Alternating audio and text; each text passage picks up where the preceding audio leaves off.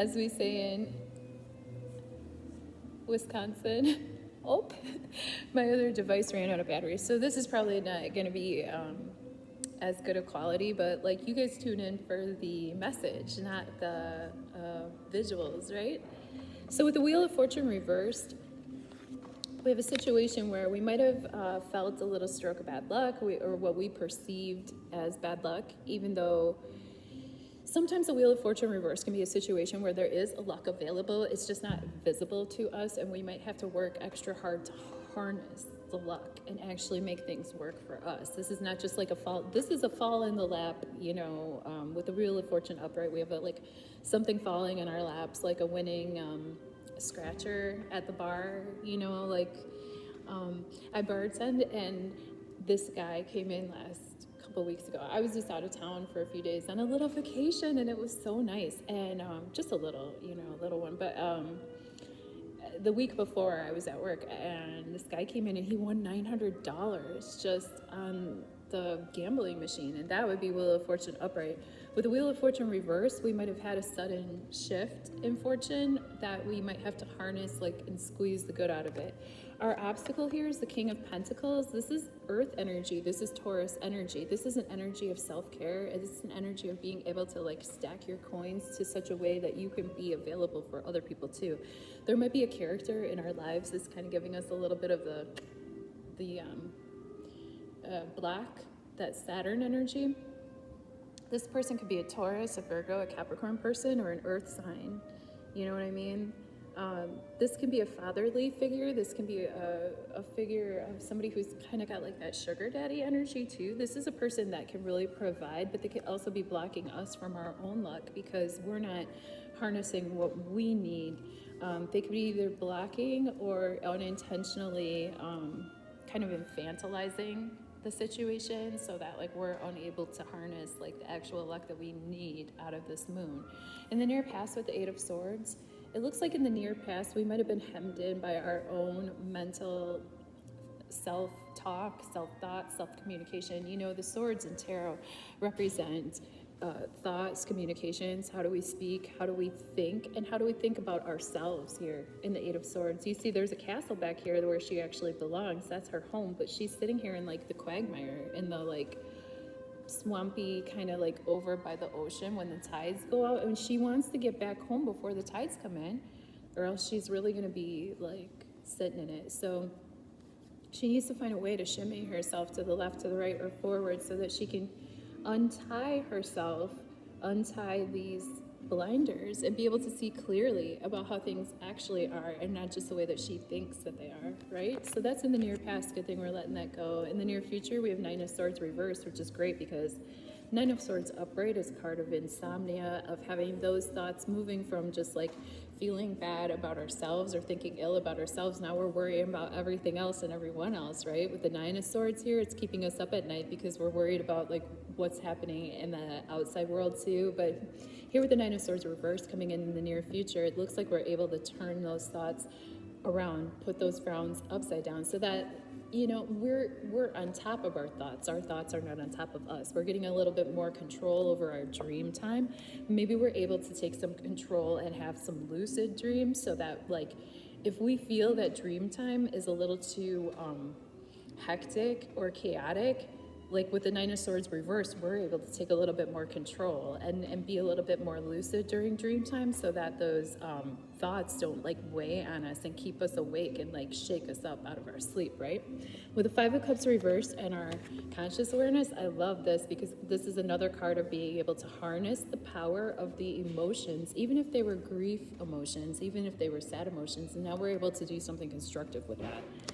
With the Three of Wands reversed in our subconscious energy, Three of Wands energy is going to be like we put ourselves out there and we're curious what's going to come of it.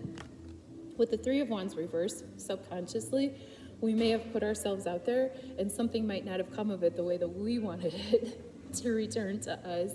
We might be rethinking the ways in which we interact with the outside world. We may be rethinking what's on the horizon. We may be internalizing, you know, instead of finding stuff out there or investing so that we get a return, we might just be like reviewing like how we see our place within the larger world.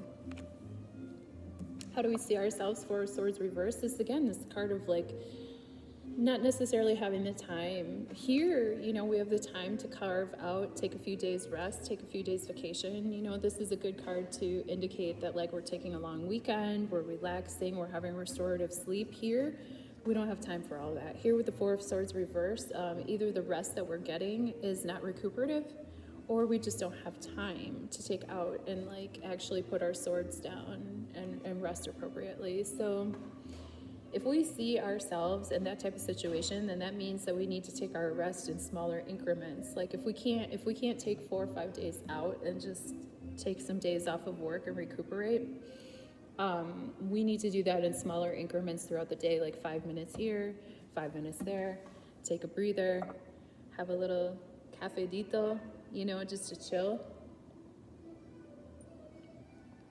I guess in my case, to get jazzed up, because coffee jazzes me up, but you know what I mean? I just mean like, you got to take some time to yourself before this time takes you. If you don't relax on your own, the universe will relax you on purpose, and that's going to mean, you know, catching a cold or having to slow yourself down to a situation where the universe will make sure you get that Four of Swords moment. So with this in reverse, we just want to be really conscious that we need to take the time when we need to take the time, or else the time will be taken for us, whether we want to or not. You know what I mean?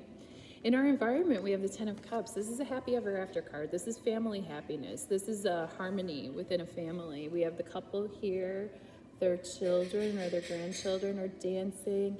They're seeing the rainbow after the rain. They're having that emotional fulfillment. 10 is a number that, you know, brings us to the end of a cycle before a new cycle begins. So this is like an emotional fulfillment, a culmination card, you know. And so with this new moon in Taurus coming in our environment, we can really lean. And Taurus is a really great card for or really great energy for family connections. Taurus is very concerned with the comforts of home and making a comfortable home, making relationships harmonious. Taurus is slow to anger, but when they do anger, it's like obviously the stereotypical bull in a china shop energy, but Taurus is a slow burn, and they are very concerned with home life, family life. With the Ten of Cups in our environment, or how other people see us, they see us, or we are able to tap into for ourselves harmonious family energy, and receive that emotional support, which is great.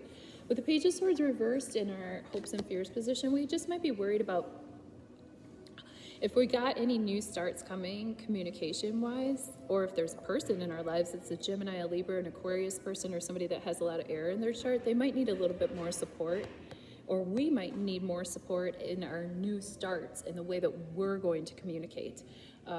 Whenever I see a card inverted or in reverse, I think it's like, you know, it could be under a personal review. We could be receiving messages and not understanding the actual words that this person's trying to communicate, so it's under review. If we have a reverse, if we have an upright card, the energy is clean, clear, and it just comes through in an obvious way in our environment. When we speak, it is heard the way that we intended it. With this in reverse, there could be some confusion, you know, some missed messages, okay?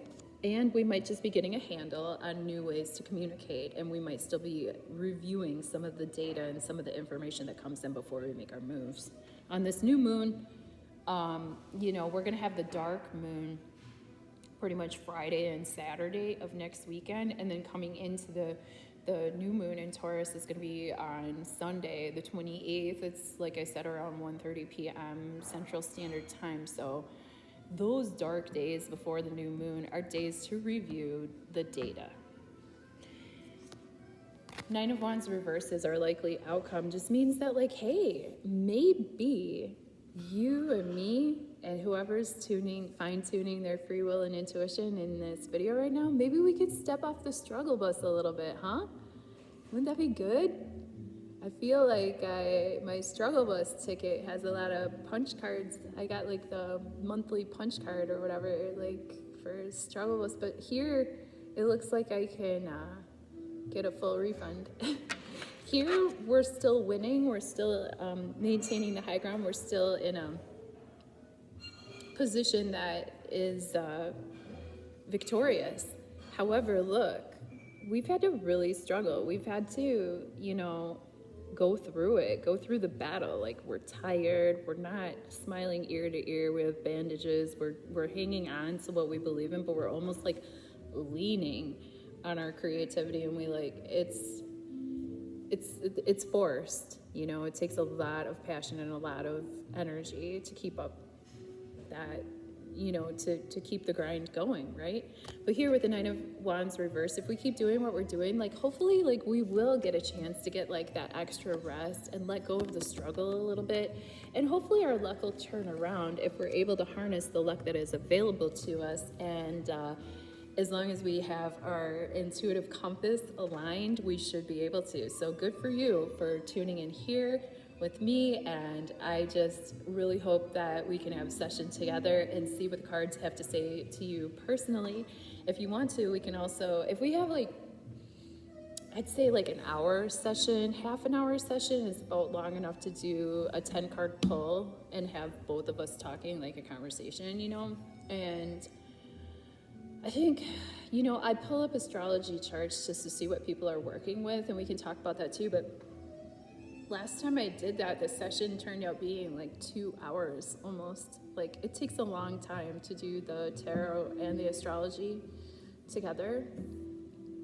So just depending on how deep you want to go or what you want to do, if you want to tune in more to intuition or more to math, basically, because those are the languages I speak. So I'd love to speak them with you and on your behalf. Love you. Peace. Happy new moon in Taurus.